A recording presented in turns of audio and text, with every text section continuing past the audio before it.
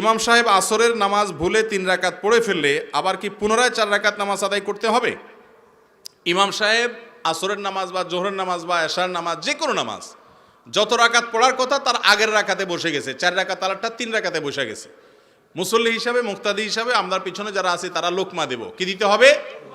ভুল ধরায় দিতে হবে। ভুল ধরাবেন কি বলে? মাশাআল্লাহ, এলাকার মানুষ তো অনেক ভালো জানে, দেখা যায়। সুবহানাল্লাহ, আল্লাহু আকবার, মাশাআল্লাহ মাশাআল্লাহ। এই মাশাআল্লাহ তো বেশিরভাগ মানুষ জানে না, আপনারা কিভাবে জানলেন? আমাদের দেশে বেশিরভাগ মানুষ ইমাম সাহেবের লোকমা দেয় আল্লাহু আকবার দিয়া। আল্লাহু আকবার দিয়া না, কি দিয়া লোকমা দিতে হবে? সুবহানাল্লাহ দিয়ে। কেন জানেন? কারণ সুবহানাল্লাহ বলতে হয় আশ্চর্যজনক কিছু দেখলে। সেটা ইতিবাচকভাবে আশ্চর্যজনক হতে পারে, নেতিবাচকভাবে হতে পারে। আপনি বিশাল বড় একটা কাঁঠাল দেখলেন, দেখে বললেন সুবহানাল্লাহ, আশ্চর্য, আল্লাহ পবিত্র।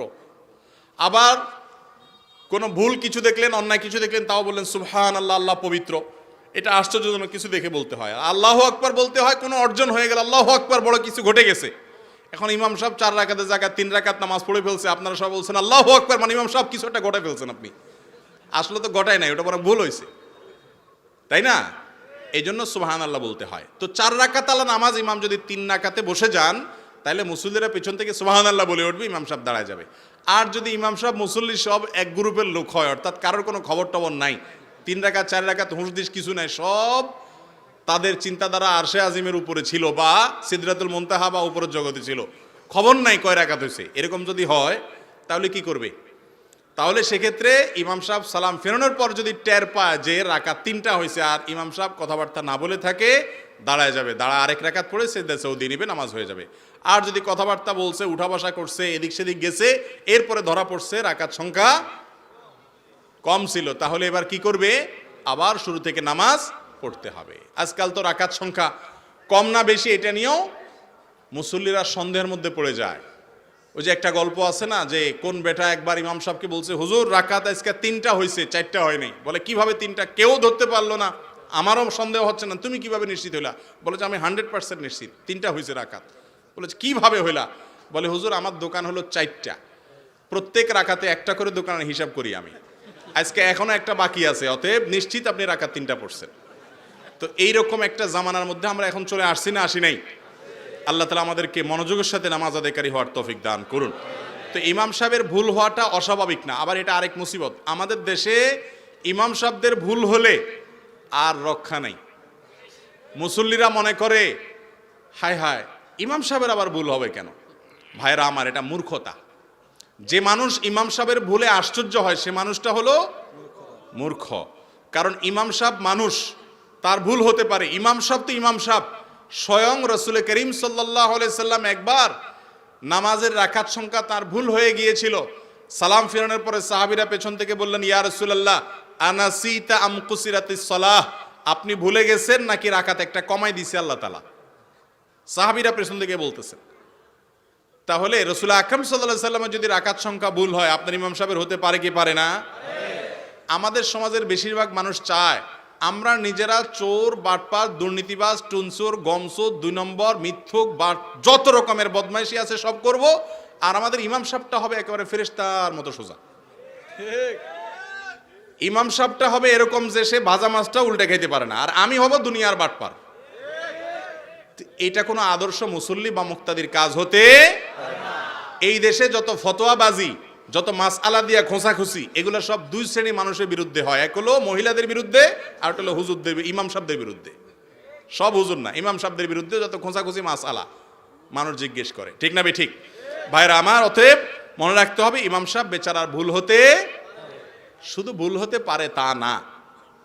এই যে আপনার কাবার ইমাম সাহেবরা, তাদের তেলাওয়াতের মধ্যে একবার সম্ভবত সূরা কুল আল কাফিরুন না জানি সূরা ফাতিহাতে হারামের একজন বড় ইমামের ভুল হয়েছে, আয়াত উনি পাচ্ছেনই না, পেছন থেকে লোকমা দিতে দিতে তারপরে লাইন পাইছেন। আমাদের দেশে হলে বলতো যে এই লোকরই ইমাম বানাইছে যে এত ছোট্ট সূরা ভুল করে বসে আছে। আপনারা ইমাম সাহেবদের ভুলটাকে খুব কঠিনভাবে দেখার কারণে এই যে রমজান আসতেছে, অনেক মসজিদের হাফেজ সাহেবরা তারা নিজেরা একটা সিস্টেম করে নেয়, মাই তোরা হাজি বগো ইয়ম তু মোরা হাজি বগো। বুঝেন? মানে হলো তোমারে আমি হাজি সাহেব বলবো, আমারও তুমি হাজি সাহেব বলবা। তোমার ভুল হবে আমি ধরবো না, আমার ভুল হবে তুমি ধরবো না, আমরা পরে হিসাব নিকাশ করে নেবো। কারণ মুসল্লি এগুলার সব যে পরিমাণ মূর্খ সূর্খ, ভুল হলে বলবো কি আবশ্যক নিয়ে আইছে, ভুল হয় কেন? ভুল হওয়া মানুষের কাজ না, মানুষের স্বভাব না, মানুষ মানেই ভুল। অতএব এটাকে অনেক বড় করে দেখা যাবে না। ইমাম সাহেবদের ভুল হলে সেটাকে নিয়ে আশ্চর্য হওয়ার, ট্রল করার কিছু না। তবে হ্যাঁ, অমনোযোগিতা থাকাটা দোষের, সেটা ইমাম সাহেব হোক আর মুক্তাদি সাহেব হোক, সবার জন্যই সমান। তাহলে ইমাম সাহেবের ভুল হলে ধরায় দিবেন। যদি নামাজের পরে কথাবার্তা বলেন, তারপরে যে দোকানদার আইসা বলে যে হিসাব একটার কম রয়ে গেছে, কথা বলে ফেলছেন, উঠে পড়ছেন, তাহলে নতুন করে নামাজ 4 রাকাত পড়বেন। এরপরে প্রশ্ন হলো, আমি একবার হাঁটুতে ব্যথা পেয়েছিলাম, তারপর হাঁটুতে 4টা সেলাই করা হয়েছিল, যার কারণে ডাক্তার নিষেধ করলো পানি জাতীয় কোনো জিনিস দেওয়া নিষেধ। এমত অবস্থায় গোসল ফরজ হয়েছিল, এই অবস্থায় কি করা উচিত? কোনো ব্যক্তি হাত পা ভেঙে গেছে বা কাটাছিড়া হয়েছে, অপারেশন হয়েছে, এখন এই অবস্থায় যদি আল্লাহর বান্দার গোসল ফরজ হয়, তিনি কি করবেন? উত্তর হলো, যদি তার ধরেন কথার কথা আঙ্গুল ভেঙে গেছে বা হাতে ব্যান্ডেজ আছে, অন্য সব ঠিকঠাক আছে, তাহলে সেই ব্যান্ডেজের জায়গাটা বাদ দিয়ে বাকি শরীরে পানি দিয়ে তিনি গোসল করবেন। অথবা ওই জায়গাটাতে প্লাস্টিক পলিথিন কিছু বেঁধে তিনি গোসল করবেন, যাতে পানি না লাগে, যদি পানি লাগলে সেটার ক্ষতি হবে। আর যদি এত বেশি জায়গা লেগেছে, কথার কথা বুকে অপারেশন, পেটে অপারেশন, এই জায়গা প্লাস্টিক দিয়ে গোটা শরীর ধোয়া সম্ভব না, এরকম যদি জটিল হয়, তাহলে সেক্ষেত্রে তিনি ফরজ গোসলের জন্য তায়াম্মুম করবেন। কি করবেন? মাটির উপর 2 হাত মেরে মুখ এবং আরবার হাত মেরে হাত মাসে করবেন, তার ফরজ গোসলের কাজ হয়ে যাবে। তায়াম্মুম শুধু ওযুর কাজ দেয় না, গোসলের কাজও দেয়। যদি আপনার গোসল করতে অপারগতা থাকে, তায়াম্মুম করলে গোসল হয়ে যাবে। তবে ওই নাপাক যদি শরীরে লেগে থাকে, সেটা পানি দিয়ে অবশ্যই পাক করতে হবে, তারপর আপনি নামাজ পড়বেন।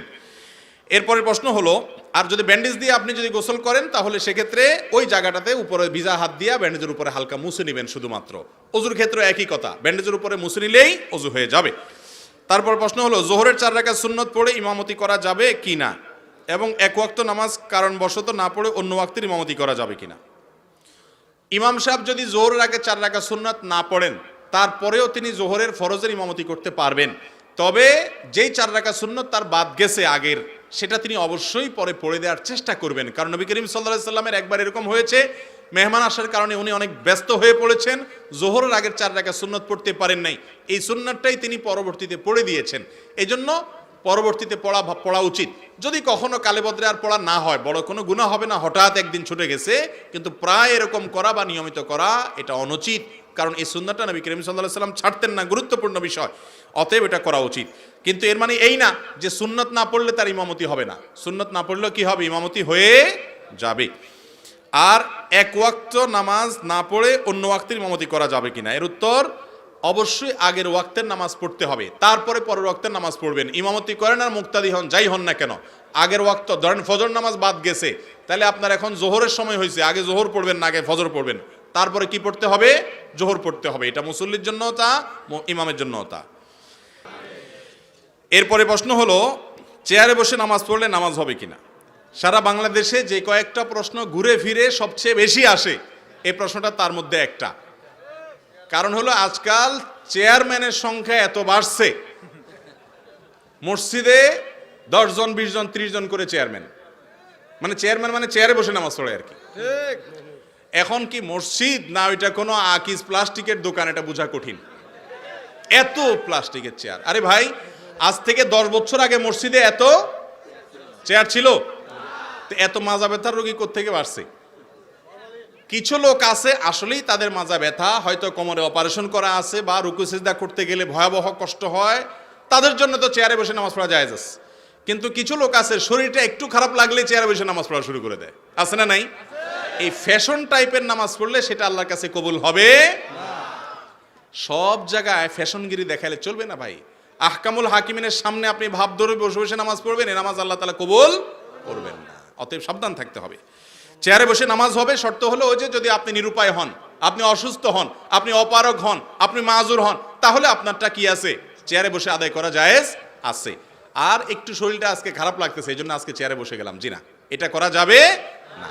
অনেক লোক আছে গাছে উঠে খেতে মাশাআল্লাহ 2-4 ঘন্টা এরকম উপুড় হইয়া হইয়া ধান ক্ষেত নিরায়, সব ঠিক আছে, কিন্তু মসজিদে আসলে চেয়ারটা দাও, ইমাম সাহেব, মুয়াজ্জিন সাহেব চেয়ারটা দেন, চেয়ারটা টাইন্দা নামাজ পড়ে, আছে না নাই? এটা নামাজ হবে না। হ্যাঁ, আপনি আসলেই অসুস্থ হলে, রুকু সিজদা অপারগ হলে দাঁড়াইতে পারেন, তাহলে দাঁড়াবেন, রুকুরটা সিজদারটা চেয়ারে বসে ইশারা করে করবেন, জায়েজ আছে। আর যদি দাঁড়ানো থেকে বসারও ক্ষমতা নাই, কষ্ট হয়, অনেক গর্ভবতী মা আছেন যে 7, 8, 9 মাসের দিকে চলে গেলে শরীর এত ভার হয়ে যায়, রিস্ক হয়ে যায় পড়ে যাওয়ার, তারা বসে বা চেয়ারে নামাজ পড়তে পারবেন। এটা হলো মাজুর এবং সত্যিকারের অপারগ ব্যক্তির জন্য। একটু শরীর খারাপ, একটু আজকে ভালো লাগতেছে না, দুর্বল লাগতেছে, আর চেয়ারে বসে নামাজ শুরু করলাম, হবে না। এরপরে প্রশ্ন হলো, অনেক পিতামাতা আছেন যারা সন্তান জন্মের পর আকিকা দেয় না, কিন্তু ঘটা করে জন্মদিন পালন করে এবং বিবাহ বার্ষিকীও পালন করে থাকেন, এ সম্পর্কে ইসলাম কি বলা আছে? এটা হলো গাছের গোড়া কেটে আগায় পানি দেওয়ার মতো। গাছের গোড়া কেটে কোথায় পানি দিচ্ছে? আগায় পানি ডালতেছে। আকিকা করা হলো সুন্নাত, আকিকা করা হলো নবী করিম সাল্লাল্লাহু আলাইহি সাল্লামের নির্দেশ। আকিকার খোঁজ খবর নাই, বিবাহ বার্ষিকী করতেছে, তারপরে আপনার জন্মদিবস উদযাপন করতেছে, অমুসলিমদের কালচার অনুসরণ করতেছে। এই দুঃখজনক অধ্যায় আমাদের সমাজে আছে। আরো একটা দুঃখজনক অধ্যায় আছে, সেটা কি জানেন? অনেকে আছে আকিকা দিতে চায় না, কয় এখন টাকা নাই তো পরে দেব। ভালো কথা, টাকা নাই, কিন্তু ওই লোকে মিষ্টি কিনে কেজিয়ে কেজিয়ে, আছে না নাই? ছেলে হয়েছে মেয়ে হয়েছে মিষ্টি কিনে। আরে ভাই, 10 কেজি মিষ্টি কিনতে যে টাকা যাচ্ছে, এর সাথে আর কিছু দিলেই তো আকিকার ছাগলের টাকা হয়ে যায়, ঠিক না ঠিক? যারা মিষ্টি খাইতে চায় তারাও বোকা, যে খাওয়ায় সেও বোকা। যে খাওয়ায় সে বোকা কেন? কারণ সে সবাইকে মিষ্টি দিতে দিতে গড়ে ওই আকিকার সমান হয়ে যায়। মিষ্টি দিল কিন্তু ছাগল খাওয়াইলো না, তাহলে আকিকার সুন্নতটা মিস হয়ে গেল, অযথা টাকা নষ্ট হলো। আর অনেকে আছে ছেলে হয়েছে বলে ভাই মিষ্টি খাওয়ান। আরে ভাই, আটার দলা খাবেন কেন? শরীয়ত তো, ইসলাম তো আপনাকে গোশতের টুকরা খাইতে বলছে, আকিকা সেটা না খায় আটার দলা খায়, আছে না নাই? তো এই জন্য সন্তানের জন্মের পর আপনি মিষ্টি কিনেন, কিন্তু আকিকা আপনাকে দেওয়ার চেষ্টা করা উচিত। আকিকা দিলে সন্তানের অনেক দিক থেকে কল্যাণ হয়, উপকারিতা হয় এবং বাবা মার বাধ্যগত থাকে।